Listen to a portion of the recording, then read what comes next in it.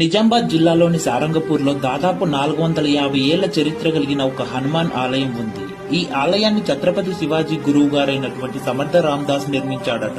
450 సంవత్సరాల ముందు ఇక్కడ నివసించే ఇందూరు ప్రజలు కరువులతో కష్టాలతో ఉన్నారని రామదాస్ గారు ఇక్కడికి వచ్చి తపస్సు చేశారట. దానికి ఫలితంగానే ఇక్కడ ఆంజనేయ స్వామి వెలిశారంట. ఈ ఆలయంలో ఉన్న విచిత్రం ఏంటంటే ఈ ఆలయం కోసం పనిచేసినటువంటి 13 మంది మఠాధిపతుల సమాధులు కూడా ఈ ఆలయం చుట్టూ ఉన్నాయి. ఇక్కడ ఉన్నటువంటి ధ్వజస్తంభం కూడా అన్ని ఆలయాలలో ఉన్న ధ్వజస్తంభాల కంటే డిఫరెంట్ గా ఉంటుంది. ఈ ధ్వజస్తంభాన్ని రాతితోనే వెడల్పు చేశారు. ఇక గర్భగుడిలో హనుమంతుడు, బయట స్తంభాలు అన్ని సింధూరవర్ణంలో చాలా అందంగా కనిపిస్తున్నాయి. అయితే ఈ ఆలయం నుండి నిజామాబాద్ పోర్టు వరకు సొరంగ మార్గం ఉందని కూడా చెబుతున్నారు.